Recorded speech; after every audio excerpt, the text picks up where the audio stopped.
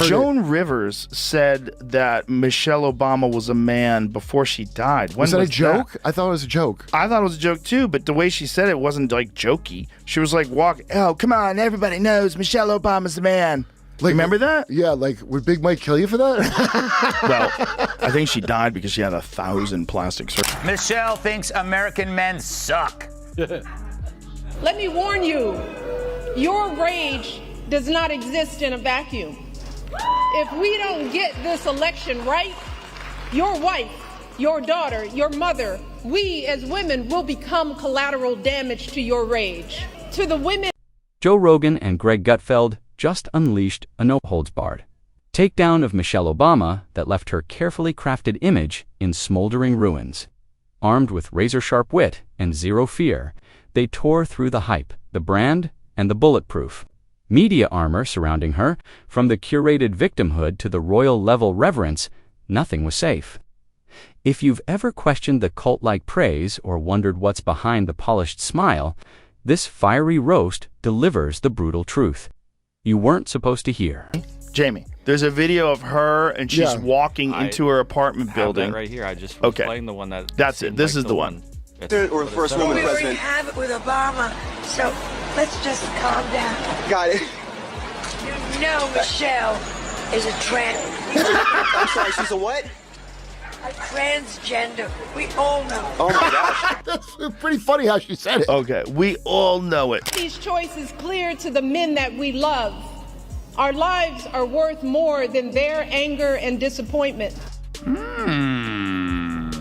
What's that pitter-patter sound I'm hearing in the background? It's the footsteps of Barack running to vote for Trump. Joe Rogan didn't need a red carpet moment to decide it was time to go after Michelle Obama. It wasn't personal. It was theatrical. She had stepped onto the national stage again like a diva returning for an encore, and Joe couldn't help. Himself, it was like watching someone rehearse for a presidency in a yoga mirror. And Joe, well, he saw a golden opportunity wrapped in curated victimhood and organic kale. That Tim Dillon video where he joked that if Michelle Obama won, she could pull her out and China would just give up. I was wheezing and couldn't breathe. Big Mike, Big Mike. At Tim Dillon's video where he was saying that Michelle Obama should run for president. If she won, she could pull her cock out and China would just give up. I was wheezing. I couldn't breathe. Big Mike. Big Mike. You enjoying this video?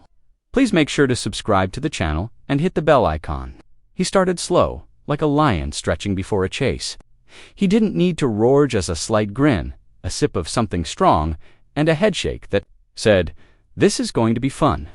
Michelle Obama, in his view, wasn't just a political figure. She was a brand, a product, an algorithm, a high-end motivational speaker, disguised as a revolutionary. Joe went in on how every public appearance felt like a TED Talk merged with a Lululemon commercial. There wasn't policy, there was posture. Not leadership, but lifestyle. Even if they run Michelle. According to a new poll, Michelle Obama isn't as strong a Democratic candidate against former President Donald Trump as many Dems would have you believe. In a hypothetical matchup, my favorite kind. Trump wins with 47% of the vote compared to Michelle Obama's 44%. I guess some of the kids whose school lunches she ruined are finally old enough to vote. He described her Netflix specials, podcast launches, and stadium tours as the greatest rebranding campaign in political history. According to Joe, the former First Lady wasn't just dipping her toes back into public life, she was launching a whole new season of her political show. She was a walking hashtag, a curated blend of inspirational quotes and polished discontent. Joe said she had the uncanny ability to talk about struggle from the plush comfort of a multi-million-dollar estate. Joe Rogan is calling out Oprah and Michelle Obama for hypocritical speeches at the DNC. Watch.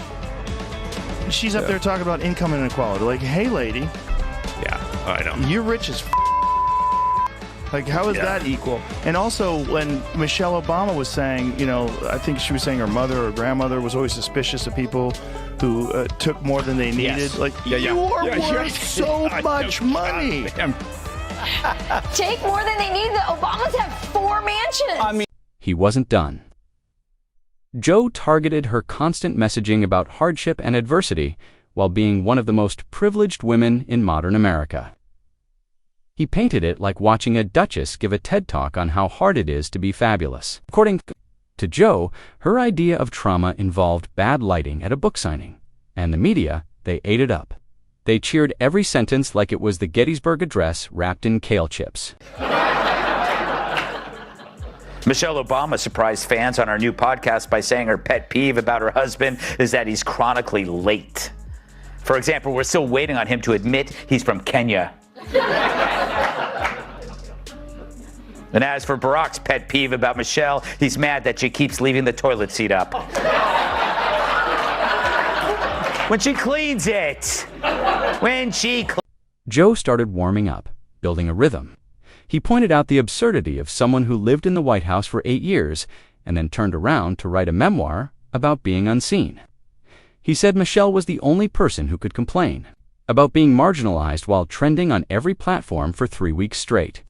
He compared her to an Olympic torch constantly carried by a fawning press, never extinguished, always a symbol of a movement she didn't really suffer from. Then came the culture stuff. Joe loved this part. He dove into her lectures on food, exercise, and self-discipline. He said her obsession with kale bordered on a moral crusade like broccoli could solve systemic injustice. He joked that under Michelle's leadership, kids weren't eating healthier. They were smuggling candy like it was contraband.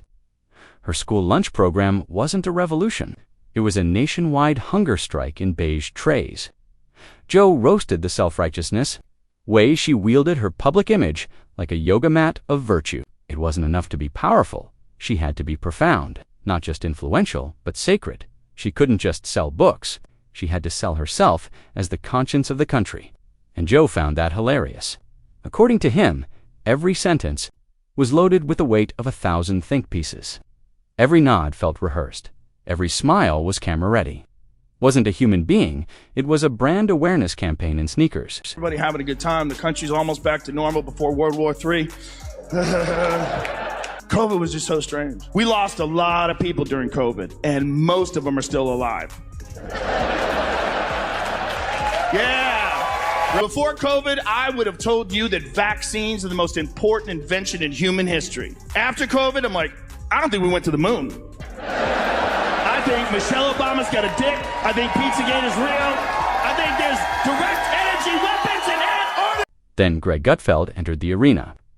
Greg didn't just mock Michelle Obama. He picked her public persona apart, like a cat with a new toy. He didn't attack her existence. He attacked the sanctimony, the aura, the political deodorant that made her immune to criticism. To Gutfeld, Michelle wasn't just a former First Lady. She was the untouchable goddess of progressive fantasy, and he was ready to torch the altar. He began with her constant need to narrate the American experience from a throne of victimhood. According to Gutfeld, Michelle Obama had turned grievance into a genre. He described her speeches as a mix of therapy sessions and campaign rallies where the underlying message was always the same: America is hard, even for me. And Greg laughed, because in his words, if being a best-selling author, Ivy League grad, and political icon isn't enough, then what is? He mocked how the media treated her like a religious icon, how every word she said was treated like it had been etched into a sacred scroll. He said if Michelle ever tripped on a step, CNN would run a segment on the metaphorical weight of oppression. She couldn't just be wrong, she had to be misunderstood, couldn't be critiqued, only uplifted. Gutfeld rolled his eyes and said it was the kind of armor only celebrities and royals get to wear. Michelle Obama has openly admitted that she and Barack sleep in separate bedrooms. Here's how it works. She sleeps downstairs and he likes men. Chinning. The weather. Let's do a monologue. Michelle Obama's new podcast is off to a slow start, ranked at number 34 on Spotify. In her defense, most people don't like her.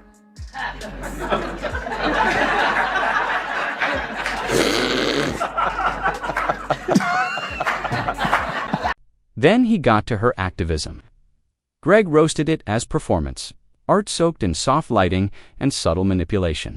He claimed that every cause Michelle championed came with a designer logo and a carefully filtered Instagram post. According to Him, she wasn't changing the world, she was branding it. Gutfeld said, real activism doesn't come with a publicist and a Spotify playlist. It comes with dirt, sweat, and risk. And Michelle, in his opinion, had never truly risked anything. Not politically, not socially, not economically. Greg even went in on her memoirs. He said, reading them felt like being cornered by someone at a cocktail party who wanted to teach you about resilience while holding a glass of $400 wine. Every chapter was dripping in polished nostalgia and humble brags disguised as struggle. As Gutfeld said, Michelle had mastered the art of emotional inflationware. Every moment of discomfort was turned into a defining trauma. He also hit hard on her image as the real one, the down-to-earth contrast to all things fake. Greg said Michelle was about as down-to-earth as a SpaceX prototype. Her relatability was constructed, focus-grouped, and media-tested. She wasn't just real, she was professionally relatable. And when someone has that much money, influence, and control over their image, Gutfeld argued they stop being relatable and start being a performance. Then came the punch. Greg questioned the carefully timed flirtation with national politics, the whispers, the speeches, the strategic appearances. It wasn't random, he claimed. It was a soft launch campaign. She was testing the waters, laying the groundwork, and doing it all while pretending to be above the political fray. Gutfeld called it the most glamorous sneak attack in American political history. And he warned that if you didn't see it coming, you weren't paying attention. Continue to escalate for the Obamas. Hopefully they can settle it like men.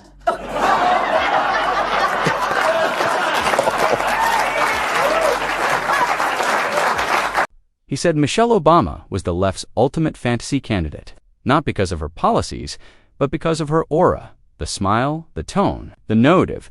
She could sell a platform without defining it, promise hope without delivering a roadmap. It wasn't about what she stood for. It was about how she made people feel. And in Gutfeld's eyes, that wasn't leadership. That was marketing. Joe came back in with the body blows. He compared her to a self-help guru with a Secret Service detail. He said she'd mastered the art of saying everything and nothing at once, that she gave speeches that could be used in any era for any cause without ever committing to a clear position. It was like trying to grab fog in a Gucci jacket. He said Michelle wasn't dangerous because of what she said, but because of what people refused to say about her.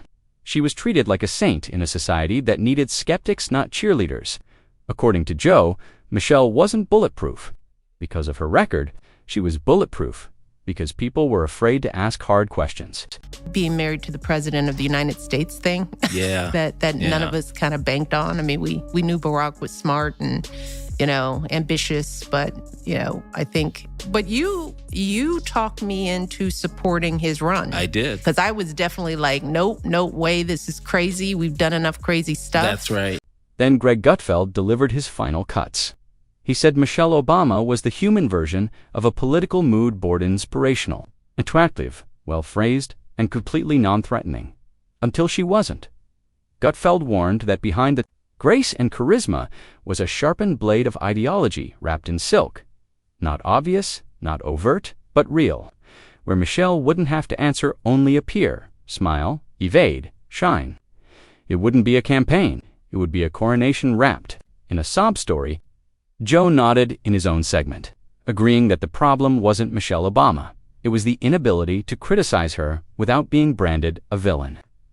That kind of power in the hands of anyone, he argued, was dangerous not because they'd abuse it, but because they'd never be held accountable if they did. The one thing that the girls would do at Barack was to go stand next to him when he pardoned this turkey. Yes. And it was cute when they were little, but as they got older, you could see on their faces in the shots of them thinking, I would just poke my eyes out. Just right now, just get me out of here. I'm standing with my father telling these stupid jokes, next to a turkey. Together, Joe Rogan and Greg Gutfeld didn't just roast Michelle Obama, they dissected her myth. They cracked open the image, exposed the machinery, and laid bare the theater behind the grace. They didn't deny her charm or accomplishments. They simply refused to let those things shield her from scrutiny. Michelle Obama wasn't just a former First Lady. Joe Rogan leaned in harder, pointing out the weird irony that Michelle Obama, with all her accolades, still positioned herself as the underdog. He said it was like watching the winner of a marathon complaining they didn't get enough applause at the finish line. The narrative of being constantly underestimated had turned into a repetitive chanthaven, though she had the media, Hollywood, academia, and publishing wrapped around her perfectly manicured finger. He mocked how every time Michelle stepped into the spotlight, it was treated like a cultural awakening. Rogan compared it to the crowd at a UFC fight cheering a yoga instructor. I will not run for president. Yeah, I've heard you say I think Michelle should run. She could win. She could win, I think. I think if she ran, she could win. Do you ever run for office? No. I have to ask it. No. No kind of office. No. I don't think she wants that, though. No, I don't think she wants that in her life. The bull that they dealt with over the 8 years when he was president. Because I've got these 2 young people at home. Being the kids, the daughters of a president, just think about it. Not so easy. That job for anybody that really good at it. Yeah, I trust the person who doesn't want the job more than the person who wants the job. It's not something that I'm interested in or would ever do, ever. According to him, the drama wasn't in what she was saying. It was in how deeply people wanted to be inspired Devin. When the substance was as fluffy as an overpriced wellness podcast, Gutfeld chimed back with a vengeance. He said Michelle had become the ultimate political safety net, a figure you couldn't criticize without triggering a national meltdown. Together, they laughed at how Michelle could casually hint at a presidential run, and journalists would start hyperventilating like a royal baby had been born. To them, the idea of her as president wasn't far-fetched, it was the most obvious. Slow motion. Unveiling in political history, but if the crown was coming, they were determined to remind the public that beneath the glittering image, there was a real person who needed real scrutiny, just like everyone else.